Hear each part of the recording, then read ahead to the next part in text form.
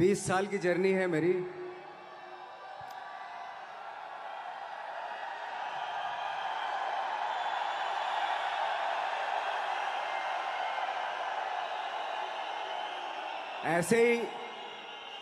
ऐसे जब 20 साल पहले मैं खड़ा हुआ था ऐसे किसी ऑफिस में जाके, तो मुझसे पूछा गया था कि क्या है। किसी डायरेक्टर के असिस्टेंट ने पूछा था क्या है। मैंने कहा एक्टर हैं। बोले दिखने से तो लगते नहीं हो एक्टर हो। तो क्या होता था कि इंडस्ट्री में हमेशा ये चलन था कि एक्टर हीरो जो होता है वो 6 फुट का होता है और गोरा होता है और लंबा चौड़ा बल्ले छल्ले होते हैं। मतलब हम तो बस ऐसे ही चले गए थे, ऐसा ऐसा ऐसा समझता था वो। और शिप्रा, मैं ये आपको यकीन दिलाना चाहता हूँ इस चीज़ का कि मेरे खुद के रिश्तेदारों ने भी, जब मैंने उनसे इच्छा जाहिर की कि मैं एक्टर बनना चाहता हूँ, तो उन्होंने भी मुझे डीमोरलाइज किया कि पहले शक्ल तो देख ले अपनी। क्योंकि 5 फुट का छोटा पतला दुबला सा आदमी, काला कलूटा, मुझे खुद को पता नहीं था कि इंडस्ट्री में मेरा क्या हाल होगा। बट एक जिद थी, और हजारों लाखों, मतलब सालों साल से इंडस्ट्री में सिर्फ यही चलन था कि एक्टर तो, हीरो तो जो है ऐसा होता है। लेकिन इन सब ऑड सिचुएशंस के बावजूद भी गए। लेकिन एक चीज़ मेरे दिमाग में थी कि जो सब कर रहे हैं वो नहीं करना है, तो अलग क्या करूं, अलग क्या होना चाहिए। उसके लिए ट्रेनिंग की ज़रूरत थी, जो मैंने नेशनल स्कूल ऑफ ड्रामा में आके ट्रेनिंग ली। 3 साल मैंने एक्टिंग की पढ़ाई की वहाँ पे, और अपनी एक क्राफ्ट के बारे में समझा कि एक्चुअली इस पर्सनैलिटी में अगर मैं लोगों को इम्प्रेस करना चाहता हूँ, उसके लिए एजुकेशन की बहुत ज़रूरत है। या जो भी आप काम कर रहे हो उसमें क्राफ्ट, उसका एक्सपर्ट होना बहुत ज़रूरी होता है। ऐसे ही हवा में नहीं कि जैसे पहले होता था, अरे यार तो बहुत खूबसूरत दिखता है, फिल्मों में जाके काम करना शुरू कर दे। ऐसा नहीं, किसी चीज़ को बारीकी से जानना, उसके लिए ट्रेनिंग की, एक्सपर्ट्स की, एक्सपीरियंस की ज़रूरत होती है। तो मैंने ट्रेनिंग ली नेशनल स्कूल ऑफ ड्रामा से, और 2000 में मैं पहुंच गया मुंबई। मुंबई पहुंचने के बाद जब हम किसी ऑफिस में जाते थे, आई थिंक उससे पहले चलन नहीं था बिल्कुल भी। हम लोग गए, जैसे मैंने बताया कि ऑफिस में खड़े हो के, भाई हम एक्टर हैं, काम दोगे क्या। तो बोले पहले हुलिया तो देख अपना तू। तो ये हर बार सुनने के लिए मिलता था, और वो बात भी सही थी, क्योंकि उससे पहले कभी कोई आपने देखा नहीं होगा कोई इतना बड़ा, कोई इतनी सी पर्सनैलिटी का 5 फुट 6 इंच का आदमी, पतला दुबला सा मरियल सा, कि कभी ये इस तरह के लोग एक्टर भी बन सकते हैं, हीरो भी बन सकते हैं, स्टार भी बन सकते हैं। ऐसा चलन था ही नहीं। मैं कॉन्फिडेंट था बिकॉज ऑफ माई ट्रेनिंग। मैंने ट्रेनिंग ली थी और अपनी क्राफ्ट के बारे में बहुत अच्छे से जानता था मैं, और उस चीज़ का सिर्फ कॉन्फिडेंस था मुझे कि आज नहीं तो कल, कल नहीं तो परसों, या 10 साल या 20 साल या 30 साल के बाद नंबर ज़रूर आएगा मेरा। मैंने कभी भी अपने को टारगेट नहीं किया, टारगेट नहीं दिया मैंने कि अगर 2 साल ट्राई करके देखता हूँ, उसमें अगर हो गया तो ठीक है, वरना कोई दूसरा फील्ड अपना लूँगा। ऐसा कभी नहीं। जिस चीज़ का पैशन होता है, जज्बा होता है, अगर आप दिल से चाह लो ना, तो पूरी दुनिया झुक जाती है उसके ऊपर। उसको पूरा करने के लिए पूरी कायनात एक हो जाती है कि इस आदमी की जिद के लिए, इस आदमी की जिद के आगे झुकना पड़ेगा, और पूरी दुनिया झुकती है आपकी जिद के आगे। लेकिन आपको जिद्दी होना पड़ता है, आपको बहुत सारे सेक्रीफाइस भी करने पड़ते हैं, क्योंकि ये आपने चाहा है। परीक्षा देनी पड़ती है आपको, जितना बड़ा इम्तहान होगा उतनी बड़ी परीक्षा भी देनी पड़ेगी। आसान काम नहीं है। छोटे छोटे टारगेट बनाएंगे तो छोटों में निपटारा हो जाएगा। हमेशा अपने आप को टारगेट बढ़ा दो। तो उसके लिए हमेशा अपने आप को अनकंफर्ट जोन में डालो, कि जो इम्पॉसिबल है उसको पॉसिबल करने की शिद्दत, पैशन आपके अंदर होना चाहिए, वो हो जाता है। आज जो दुनिया में इतने सारे एक्सपेरिमेंट हुए हैं, ये सिर्फ इसी बिना पे हुए हैं, पागलपन के जरिए ही हुए हैं ये सारे एक्सपेरिमेंट। एक मैंने कहीं सुना था कि कि जब आप एक्सपेरिमेंट करते हैं तो फेलियर भी होते हैं, कई बार फेलियर होते हैं। कोई एक एक्सपेरिमेंट करने के लिए, कोई एक चीज़ करने के लिए बहुत बार हमने भी झेला है, बहुत बार फेलियर हुए हम लोग। लेकिन एटलीस्ट हमें इतने सारे फेलियर होने से इतने तरीके पता चले कि इन तरीकों से सक्सेस नहीं मिल सकती। फॉर एग्जाम्पल, एडिसन ने जब बल्ब का आविष्कार किया तो 100 बार एक्सपेरिमेंट किए अपनी ज़िंदगी में। 100 बार एक्सपेरिमेंट करने के बाद जब उसको पता चला कि अरे फॉर्मूला तो ये था बल्ब बनाने का, तो एटलीस्ट उसको ये, उसके साथ साथ उसको ये भी पता चला कि 100 जो तरीके हैं, 100 तरीकों से बल्ब नहीं बनता, ये भी पता चला उन फेलियर्स में उसको।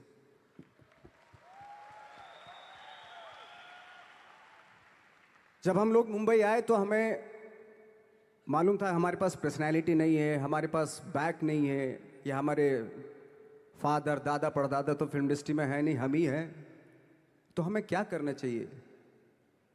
इसलिए लोगों के बीच में घुसे रहते थे, आम लोगों के बीच में घुसे रहते थे, उनका एक्सपीरियंस सुनते थे, उनको ऑब्जर्व करते थे।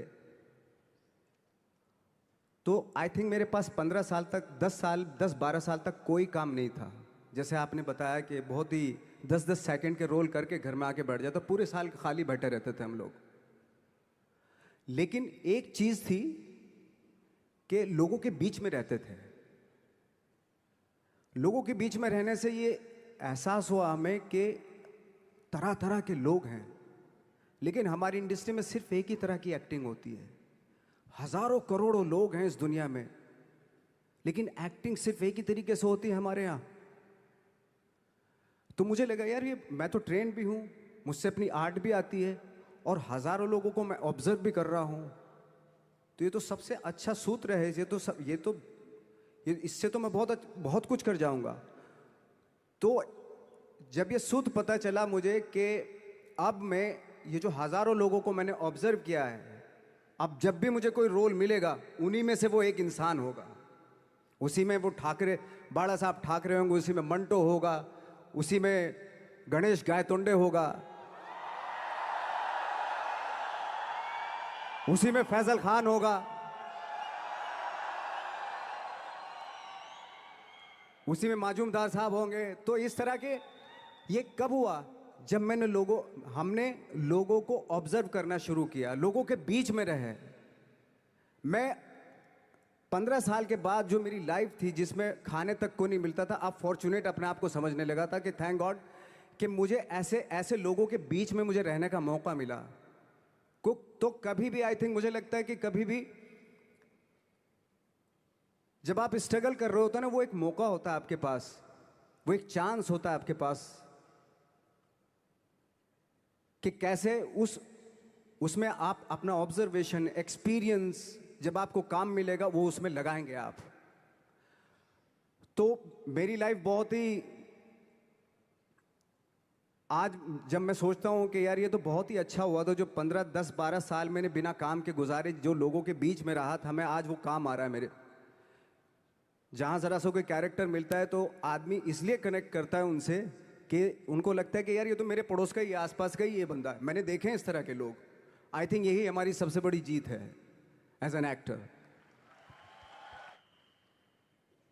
ऑफ कोर्स स्ट्रगल में बहुत सारी चीज़ें सेक्रीफाइस करनी पड़ती हैं, क्योंकि खुजली आपको हुई है, आप ही को मिटानी पड़ेगी, यू नो। आप जो आप हैं वो आपने बनना चाहा था, और अगर डिसअपॉइंटमेंट आ रहे हैं तो आप तो कंप्लेन भी नहीं कर सकते, क्योंकि आप ही ने चाहा था ये बनना।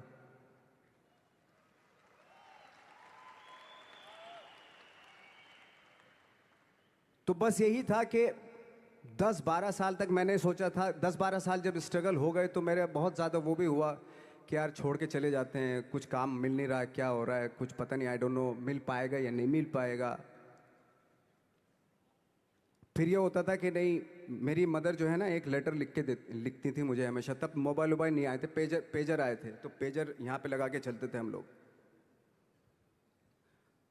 जब उनको मालूम हो जाता था कि भाई बंदा जो है ना थोड़ा सा फ्रस्ट्रेशन में है, डिप्रेशन में है क्योंकि काम नहीं मिल रहा, तो मेरी माँ मुझे एक लेटर लिखती थी। उस पर लिखती थी कि लिखने के बाद एक लास्ट में लिखती थी कि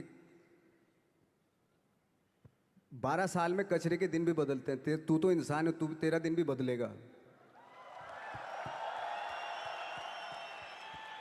तो उन सब चीज़ों को देख के कोई एक शेर, कोई एक कोटेशन, कोई इस तरह की जो मोटिवेट करती है जो लाइंस आपको, उनका रहना, उन पे बिलीव करना बहुत ज़रूरी होता है, क्योंकि वही चीज़ आपको मोटिवेट करती हैं आगे बढ़ाने के लिए। और जब ख़राब वक्त होता है आपको, वो लाइंस, वो पोएम्स, वो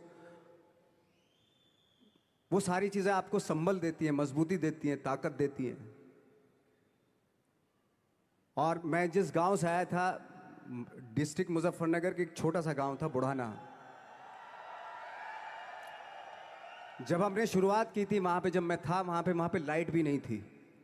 1 घंटे के लिए रात में कभी आ गई, या 1 महीने के बाद हल्का सा मुंह दिखा के चली गई। इस तरह की लाइट इस तरह होती थी। वही लैंप में पढ़ना स्टार्ट किया, लैंप। तो छोटे से गांव से आने के बावजूद फिर दिल्ली मतलब छोटा सा, उससे बड़ा शहर भी हमें ऐसा लगता था पता नहीं क्या है, मतलब डर लगता था। मैं जब मुंबई में आया था तो मैं 15 दिन तो घर से बाहर ही नहीं निकला था, क्योंकि इतनी स्पीड देख रहा था मैं कि इतनी स्पीड में तो हम चल ही नहीं पाएंगे। इस शहर के साथ शायद हम कनेक्ट नहीं कर पाएंगे बिल्कुल भी। तो इस तरह के डर थे। लेकिन ऐसी जगह पे आ गए थे कि अब जाना भी मुश्किल था। तो मतलब वापस नहीं जा सकते थे। वापस इसलिए नहीं जा सकते थे कि बहुत सारे डर थे। वापस अगर चले गए तो थिएटर के जो मेरे दोस्त थे वो बोलते, क्यों भाई वापस आ गए तुम भी? जैसे बहुत सारे लोग वापस आ रहे थे, तुम भी वापस आ गए, चलो लग जाओ, ठीक है। गांव में इसलिए नहीं जाता था अपने कि जो पहले ही बोलते थे वो लोग कि शक्ल तो देख ले। फिर हार के उनके सामने चला गया तो क्या बोलेंगे वो तो वही बोलेंगे कि हमने तो पहले मना किया था कि मत जाओ। क्या सूरज शक्ल थोड़ा ही थी तुम्हारी स्टार बनने की, एक्टर बनने की? तो ये बहुत सारे डर थे जिसकी वजह से मैं अपने ना तो गांव जाता था, ना जहाँ से ट्रेनिंग ली थी दिल्ली से, ना वहाँ जाता था। मैंने जो भी है मरना जीना मुंबई में ही होगा। रही बात सक्सेस की, सक्सेस अगर 30 साल बाद भी मिलेगी उसके लिए भी मतलब तैयार रहना चाहिए। मेरे दिमाग में ये तो नहीं आया था कि मुझे एक्टर बनना है, बट इतना ज़रूर था कि कुछ तो नया करना है। क्या करूँगा मुझे नहीं आइडिया था। जो सब लोग करते हैं जो वो नहीं, कुछ अलग करना है मुझे। लेकिन मुझे ये नहीं मालूम था कि मुझे एक्टिंग करनी है। और इसीलिए मुझे लगता है आज जब मैं सोचता हूँ कि अगर मैं किसी भी फील्ड में होता, एक्टिंग के अलावा किसी भी फील्ड में होता, तो मैं एक्सपेरिमेंटल ज़रूर होता। क्योंकि मुझे आदत थी कि मुझे जो ट्रेंड चल रहा है उसके अगेंस्ट, मैं बहुत ही रिबेलियस किस्म का इंसान हूँ। मैं आज भी हूँ, रहूँगा, क्योंकि मुझे अच्छा लगता है जो ट्रेंड चल रहा होता है उसके अगेंस्ट कुछ काम करना, चाहे मुझे अच्छा लगता है वो। क्योंकि क्या है ना कि जो चलन चल रहा है, आई थिंक उसको बहुत आसान है उस चलन के साथ चलना। उसके अगेंस्ट चलना, उसके लिए सालों लग जाते हैं। बीच बीच में आपको ये भी लगता है कि यार शायद पॉसिबल नहीं है। लेकिन जब पॉसिबल होता है ना तो तब बड़ा अच्छा लगता है। तब ये जैसे आज मुझे फील हो रहा है ना, तब ऐसा लगता है।